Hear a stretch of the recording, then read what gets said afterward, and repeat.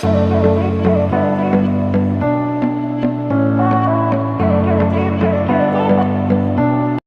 आपको conservative force और non conservative force, दो टाइप के फोर्स बताए, और हमने आपको ये बताया कि नॉन कंजर्वेटिव फोर्सेस में पोटेंशियल एनर्जी नाम की कोई चीज़ नहीं होती है। जो पोटेंशियल एनर्जी होती है वो किसमें होती है? Conservative force. तो जैसे मान लो अगर हम बात करते हैं जहाँ ग्रेविटेशन फोर्स अगर होता है तो ग्रेविटेशन पोटेंशियल एनर्जी भी होती है।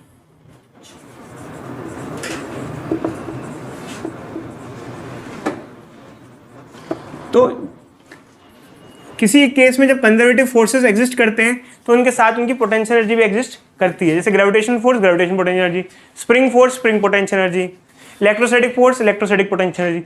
बट देखो जो बाकी तो आपने औरों के बारे में तो नहीं पढ़ा है अभी आपने, बट फिलहाल हम आपको बता दें, चाहे कोई सा भी कंजर्वेटिव फोर्सेस हो, चाहे कोई सा भी कंजर्वेटिव फोर्स हो, उसके साथ में एक पोटेंशियल एनर्जी हमेशा अटैच्ड होती है। जैसे ग्रेविटेशन फोर्स के साथ gravitation potential energy. Gravitation force क्या होता है? जैसे मान लो अर्थ पे क्या होता है? mg। और ग्रेविटेशन पोटेंशियल एनर्जी क्या होती है? एक तरीके से आप क्या कहते हो? mg। अच्छा ऐसे कुछ बताते हो ना। तो होता क्या है कि इसके बीच में एक रिलेशन होती है, रिलेशन बिटवीन ग्रेविटेशन फोर्स और ग्रेविटेशन पोटेंशियल एनर्जी, या कोई सा भी कंजर्वेटिव फोर्स या कोई सी भी पोटेंशियल एनर्जी। क्या रिलेशन होती है बच्चों? F = -du/δr। अब आपने डिफरेंशिएशन सुना होगा, हम उसमें d यूज करते थे, इसमें हम क्या यूज कर रहे हैं? डेल। क्या यूज कर रहे हैं? डेल। डेल ये क्या है? ये पार्शियल डिफरेंशिएशन है। ये क्या है? Partial differentiation. देखो बच्चों अभी हम ना इसमें डिटेल में ज़्यादा नहीं जाएंगे, हम पार्शियल डिफरेंशिएशन वगैरह आपको नहीं सिखाएंगे। 12th में कुछ टॉपिक आएंगे वहाँ हम आपको सिखा देंगे। तो फिलहाल हम आपको कहेंगे कि आप फिलहाल पार्शियल छोड़ो, आप नॉर्मली ये फॉर्मूला सीख लो, सिंपली डिफरेंशिएशन सीख लो। ऐसे थोड़ा सा छोटा छोटा क्वेश्चन करा देंगे ताकि फिलहाल आपका काम चल जाए। ऐसा कुछ फॉर्मूला होता है। तो इस फॉर्मूले में अगर आपको पोटेंशियल एनर्जी दी हो तो आप क्या निकाल सकते हो? फोर्स निकाल सकते हो। क्या निकाल सकते हो? फोर्स। क्या निकाल सकते हो? फोर्स। पोटेंशियल एनर्जी दी हो तो क्या निकाल सकते हो? फोर्स। जैसे मान लो ये फोर्स है और ये पोटेंशियल एनर्जी, इनमें रिलेशन है ना, तो पोटेंशियल एनर्जी दी हो तो क्या निकाल सकते हैं? फोर्स निकाल सकते हैं, आपस में वैल्यूज निकाल सकते हैं। ठीक है, कोई डाउट बच्चों? बोलो। अब देखो बच्चों क्या है कि एग्जामिनेशन में थोड़ा हम किस तरीके से क्वेश्चन आते हैं वो बताते हैं, बट उससे पहले हम आपको थोड़ा सा और भी नॉलेज देते हैं। इधर देखो, जब ये टॉपिक आता है तो ये टॉपिक सीबीएसई के हिसाब से नहीं, हम एंट्रेंस के हिसाब से आपको बता रहे हैं। देखो होता क्या है, जब हम किसी कंजर्वेटिव फोर्सेस की बात करते हैं तो एक टर्म हम यूज करते हैं बच्चों, इक्विलिब्रियम। क्या यूज करते हैं? इक्विलिब्रियम। ये जो टॉपिक है बच्चों, मैं फिर से कह रहा हूँ, ये एंट्रेंस स्पेसिफिक है। ये एंट्रेंस में जरूर पूछा जाता है, एंट्रेंस में जरूर आता है, चाहे आप नीट दो या जो भी दो, सब एंट्रेंस में जरूर मिलेगा ये टॉपिक, और सीबीएसई में पूछा नहीं जाएगा, बिल्कुल डिफर है। ठीक है, इक्विलिब्रियम का मतलब क्या होता है? कोई एक बॉडी पे अगर नेट फोर्स क्या हो? 0 हो, तो हम कह सकते हैं बॉडी किस कंडीशन में है? इक्विलिब्रियम में। इक्विलिब्रियम 3 टाइप के होते हैं, स्टेबल, अनस्टेबल और न्यूट्रल।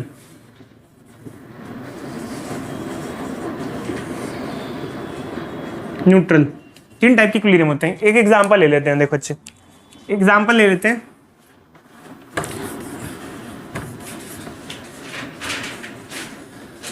जैसे मान लो कुछ ऐसा सरफेस है, इधर देखो अच्छे, कोई ऐसा उबड़ खाबड़ सरफेस है, इधर देखो अच्छे बोर्ड पे एक बॉल रखी है ए यहाँ पर, एक बॉल रखी है बी यहाँ पर, एक बॉल रखी है सी यहाँ पर।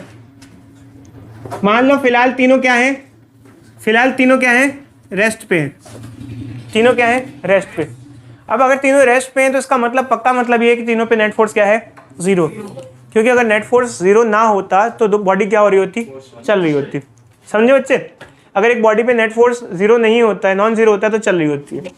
तो हम कह सकते हैं क्या ये तीनों बॉडी पे अगर रेस्ट पे है तो तीनों बॉडी इक्विलिब्रियम में है। क्या है? इक्विलिब्रियम। हाल फिलहाल तीनों बॉडी क्या है? इक्विलिब्रियम पे है, मतलब नेट फोर्स 0 है। अगर नेट फोर्स 0 ना होता तो चल रही होती। क्या हो रही होती? क्योंकि कभी भी ऐसा नहीं हो सकता एक बॉडी पे अगर नेट फोर्स 0 है तो मोशन में हो। ठीक है, तो तीनों बॉडी चल रही होती। इधर देखो अच्छे, ठीक है। अब ये तीनों इक्विलिब्रियम में है, बट एक्चुअली क्या है कि इक्विलिब्रियम तो है इनका, फिलहाल तो हाल फिलहाल इक्विलिब्रियम है, बट इसके बाद की बात क्या होगी? बाद की बात मतलब कि अगर इन्हें अपनी जगह से डिस्प्लेस करा दें, क्या करा दें? डिस्प्लेस, छेड़ दें, तो क्या होगा? देखो, अगर मान लो इसको सी वाले को अपनी जगह से डिस्प्लेस कराऊं तो उल्टा अपनी जगह से भाग के क्या हो जाएगा, और दूर चला जाएगा, क्योंकि ये तो कहाँ पे, पीक पर है। इधर अगर खिसकाऊंगा मैं इसको, क्या करूंगा बच्चे, खिसकाऊंगा तो ये क्या होगा, कहीं और चला जाएगा, भाग जाएगा, क्या करेगा, और दूर भाग जाएगा। ऐसे इक्विलिब्रियम को अनस्टेबल इक्विलिब्रियम कहते हैं। क्या कहते हैं, अनस्टेबल। अनस्टेबल इक्विलिब्रियम वो होता है, फिलहाल बंदा अभी तो स्टेबल है, मतलब अभी तो रेस्ट पे, बट अगर डिस्प्लेस कराओ तो कहीं भी आगे टिकेगा नहीं, वो क्या हो जाएगा, अपनी पोजीशन से दूर चला जाएगा। क्या चला जाएगा, दूर। उस पर एक ऐसा फोर्स लगेगा, कैसा फोर्स लगेगा, ऐसा फोर्स लगेगा जो उसको अपनी जगह से क्या ले जाए, दूर ले जाए। इसे कहते हैं अनस्टेबल। क्या कहते हैं, ये जो कन्फिगरेशन है, जैसे हम लिखते जाते हैं, सी जो है ये है, जो बी कंडीशन है इसे कहते हैं स्टेबल इक्विलिब्रियम। क्या कहते हैं, स्टेबल। स्टेबल मतलब कि अगर अपनी जगह से डिस्प्लेस कराओ तो ये कोशिश ये करेगा कि फिर से, जैसे इसको धक्का दें थोड़ा सा, तो कोशिश ये करेगा फिर से कहाँ पे आ जाए, अपनी जगह पर ही आ जाए, कैसे भी करके।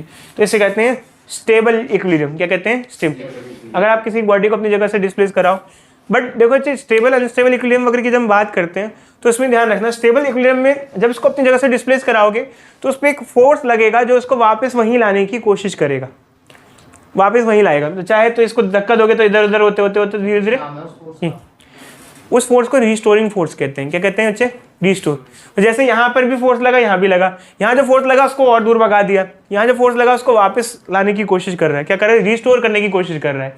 ठीक है बच्चे, एक फोर्स लगेगा जो वापस लाएगा। तो ये जो बी वाली फिगर है ये कैसी फिगर है, स्टेबल। और सी जो है वो न्यूट्रल है, मतलब उस पर कोई स्पेसिफिक फोर्स नहीं लगेगा, भाई आपने डिस्प्लेस करा दिया, ना उसको वापस लाएगा ना उसको दूर भेजेगा। यहाँ तो उल्टा और क्या करेगा, सी में तो दूर भगा रहा है, बी में वापस ला रहा है, सी में कोई, ए में कोई फर्क नहीं पड़ेगा, जैसा है जो है ठीक है।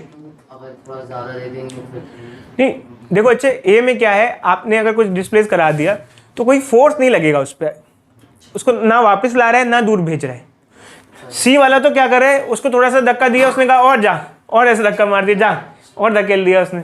बी में क्या हुआ, थोड़ा सा डिस्प्लेस कराया, वो कह रहा है वापस आ जा, वापस आ जा। और ए में कोई मतलब नहीं है, जाए जाए आए आए, मतलब कोई ऐसा कोई मतलब नहीं, कोई फोर्सेस का कोई मतलब नहीं है। तो 3 टाइप के इक्विलिब्रियम होते हैं। अब हम आपको ये क्यों बता रहे हैं बच्चे, देखो बच्चे ये इसलिए बता रहे हैं कि जो इक्विलिब्रियम है ये आपको बहुत जगह काम आते हैं। अब हम आपको बताते हैं, देखो जब पेंडुलम पढ़ते हैं, क्या पढ़ते हैं बच्चों हम, पेंडुलम। पेंडुलम जो होता है वो स्टेबल इक्विलिब्रियम में होता है। किस में होता है, स्टेबल। कैसे बच्चे, पेंडुलम को अपनी जगह से जब डिस्प्लेस कराते हो तो उस पर एक फोर्स लगता है जो उसको वापस लाता है, फिर आगे जाता है, फिर से वो वापस लाता है, कहीं भी जाए वो कोशिश करता है वो वापस अपनी जगह पर आ जाए। तो पेंडुलम जो होता है उसकी कंडीशन स्टेबल इक्विलिब्रियम में होती है। किस में होती है, और पेंडुलम छोड़ो, कोई भी ऑसिलेटिंग बॉडी हो, कैसी बॉडी हो, ऑसिलेटिंग, क्योंकि ऑसिलेटिंग बॉडी में क्या होता है, बॉडी आगे जाती है और वापस अपनी जगह पर आने की कोशिश करती है। तो हर एक ऑसिलेटिंग बॉडी किस कंडीशन में होती है, स्टेबल इक्विलिब्रियम में। क्योंकि ऑसिलेटिंग बॉडी में क्या होता है, बॉडी जाती है और वापस, क्योंकि धीरे धीरे बॉडी फाइनली अपनी जगह पर वापस आ ही जाती है। ऐसे कंडीशन स्टेबल इक्विलिब्रियम की कंडीशन होती है। सारी ऑसिलेटिंग बॉडी आपको किस इक्विलिब्रियम में मिलेंगी, स्टेबल इक्विलिब्रियम में। ठीक है, थोड़ा थोड़ा आइडिया लग गया बच्चों आपको। तो अभी हम फिलहाल ये सब क्यों पढ़ रहे हैं थोड़ा सा बताते हैं। देखो जी, अभी हम इसलिए पढ़ रहे हैं कि एग्जामिनेशन में कई बार क्वेश्चन आ जाते हैं कि स्टेबल अनस्टेबल क्या होता है, ये सब क्या होता है, और क्या क्या चीज़ें क्या क्या होती हैं। तो एक काम करते हैं, हम आपको ना एक क्वेश्चन बताते हैं और उससे थोड़ा थोड़ा डिस्क्राइब कर देते हैं। अब इसके बारे में थोड़ा सा आप और बता देते हैं। देखो बच्चे, जब हमने आपको थोड़ा थोड़ा स्टेबल अनस्टेबल और न्यूट्रल बता दिया तो हम इनकी पोटेंशियल एनर्जी के बारे में बात करते हैं। पोटेंशियल एनर्जी मतलब कि उसके अंदर कितनी एनर्जी स्टोर्ड है। देखो बच्चे, जो बाबा लोग होते हैं, जो रियलिटी वाले बाबा होते हैं, राम रहीम की बात नहीं कर रहे हम, मतलब जो हिमालय पे अघोरी बाबा जो एक कपड़ा, तो देखो बच्चे वो सबसे दुनिया में सबसे स्टेबल होते हैं वो, क्योंकि उनके पास एक कपड़ा होता है और उन पे कोई चीज़ का फर्क नहीं होता, क्योंकि उन्होंने सभी चीज़ों को क्या कर दिया होता है, त्याग। अब सभी चीज़ का त्याग कर दिया होता है, उससे हमारा क्या निष्कर्ष है। देखो बच्चे, हमारे निष्कर्ष है, आपने केमिस्ट्री में पढ़ा होगा, जिसकी एनर्जी सबसे कम होती है उसकी स्टेबिलिटी सबसे ज़्यादा होती है। यही रूल होता है। जो अघोरी बाबा है वो सबसे स्टेबल है, उसको ना कोरोना का असर है, ना उसको शेयर मार्केट का असर है, ना उसको तालिबान का फर्क है, क्योंकि उसके पास, इधर देखो बच्चे, इधर सुनो तो सही बच्चे, उसकी एनर्जी सबसे कम है। उसकी एनर्जी क्या है, सबसे कम है, मतलब उसके पास पैसा नहीं है, बिल्कुल कुछ भी नहीं है, तो उसको उसकी क्या दिक्कत, उसकी स्टेबिलिटी सबसे ज़्यादा है। इधर देखो बच्चे, तो यहाँ पर अगर हम देखें तो ये जो बॉडी है स्टेबल इक्विलिब्रियम में क्या है बच्चों, स्टेबल, इसकी एनर्जी सबसे कम है। स्टेबल इक्विलिब्रियम में पोटेंशियल एनर्जी क्या होती है, सबसे कम होती है, और सबसे कम पोटेंशियल एनर्जी होगी तो स्टेबिलिटी भी सबसे ज़्यादा होगी। और अनस्टेबल इक्विलिब्रियम में एनर्जी क्या होगी, बोलो क्या होगी, सबसे ज़्यादा होगी, तो अनस्टेबल होगा। समझे बच्चे? अगोरी बाबा को कोई टेंशन नहीं है दिन दुनिया की, वो बस एक कपड़े में काफ़ी है उनकी। ठीक है बच्चे, आई बात समझ में? उनको कोई टेंशन नहीं दिन दुनिया की। इधर देखो बच्चे, चलो बच्चे इधर देखो, समझ में आ गया आपको? तो कहने का मतलब ये है कि अगर किसी सिस्टम की पोटेंशियल एनर्जी सबसे कम हो तो सबसे ज़्यादा स्टेबल होगा, जिसकी पोटेंशियल एनर्जी सबसे ज़्यादा होगी वो उतना ही अनस्टेबल होगा। ठीक है, तो अभी हमारा फिलहाल मतलब क्या है हम आपको बताते हैं। देखो बच्चे इधर देखो बोर्ड पे, देखो बच्चे ये फोर्स और पोटेंशियल एनर्जी का रिलेशन हमने आपको बताया। हमने आपको स्टार्टिंग में मैक्सिमा और मिनिमा भी बताया था। क्या बताया था? मैक्सिमा और मिनिमा। हमारी वीडियो भी है। तो अगर मान लो आपके पास कोई पोटेंशियल एनर्जी है और आपको पूछा जाए कि ये फिलहाल स्टेबल है या अनस्टेबल इक्विलिब्रियम में, तो आप उसके लिए क्या यूज़ कर सकते हो? मैक्सिमा और मिनिमा। तो एक काम करते हैं बच्चों, हम एक क्वेश्चन देते हैं, फिर आप देखते हैं हम कि कितना आप लोगों ने समझा है इसके बारे में। ठीक है, चलो देखो बच्चों, हमारे पास एक क्वेश्चन दिया हुआ है जिसमें पोटेंशियल एनर्जी फंक्शन है डिस्टेंस का। देखो जैसे मान लो मार्कर है, अगर इसकी हाइट चेंज होगी तो क्या इसकी पोटेंशियल एनर्जी चेंज होगी या नहीं होगी? तो पोटेंशियल एनर्जी हाइट डिपेंडेंट है, तो सिर्फ ग्रेविटेशन पोटेंशियल एनर्जी नहीं होती, पोटेंशियल एनर्जी बहुत अलग अलग टाइप्स की होती है। तो मान लो जैसे स्प्रिंग पोटेंशियल एनर्जी हो गई, ये हो गई, वो हो गई, तो कोई एक पोटेंशियल एनर्जी है उसका ये इक्वेशन है। ठीक है, ये कोई एक पोटेंशियल एनर्जी है उसका ये इक्वेशन है। क्वेश्चन पूछा गया क्या इसमें बॉडी कभी इक्विलिब्रियम में आएगी, और अगर इक्विलिब्रियम में आएगी तो वो इक्विलिब्रियम किस टाइप का होगा? तो देखो अच्छा, इक्विलिब्रियम का मतलब क्या है कि बॉडी पे कभी नेट फोर्स जीरो होगा, कभी फोर्स जीरो होगा। तो इसका मतलब इक्विलिब्रियम पूछने का मतलब ये फोर्स जीरो होगा या नहीं होगा। अब इसके लिए फोर्स निकालना पड़ेगा। फोर्स के लिए क्या करना पड़ता है? डिफरेंशिएशन करना पड़ता है। तो उसका डिफरेंशिएशन कैसे करें? देखो अच्छा, अभी तो ये थोड़ा अजीब सा लग रहा है, इसको ना थोड़ा सा मैं रीअरेंज करता हूँ। इसको मैं लिख सकता हूँ 2a r की पावर -12 माइनस b r की पावर -6। अब देखो अच्छा, इसका डिफरेंशिएशन करेंगे तो एक एक करके करते हैं। माइनस साइन बाहर ले लेते हैं। पहले ना यहाँ पर इसको लिख देते हैं 2a r की पावर -12, फिर माइनस साइन लगा देते हैं। फिर डिफरेंशिएशन किसका कर देंगे? b की पावर -6। ठीक है, सॉरी b r की पावर -6। जब हम डिफरेंशिएशन करेंगे बच्चों इधर देखो, तो यहाँ माइनस तो है ही है, ये 2a बाहर आ जाएगा। रुक जाओ बच्चे रुक जाओ, इसका डिफरेंशिएशन क्या होगा? जब किसी का डिफरेंशिएशन करते हैं तो पावर बाहर आ जाती है और एक पावर क्या हो जाती है? कम हो जाती है। ठीक है, एक कम हो जाएगी। 12 में से एक कम हो जाएगा तो क्या हो जाएगा? -13। डिफरेंशिएशन में क्या होता है? पावर बाहर आ जाती है और एक पावर क्या हो जाती है? कम। पावर बाहर आ गई, एक पावर कम हो गई। अच्छा यहाँ क्या होगा? -b, तो कांस्टेंट है, कांस्टेंट डिफरेंशिएशन में बाहर आ जाता है। इसका डिफरेंशिएशन करेंगे तो क्या होगा?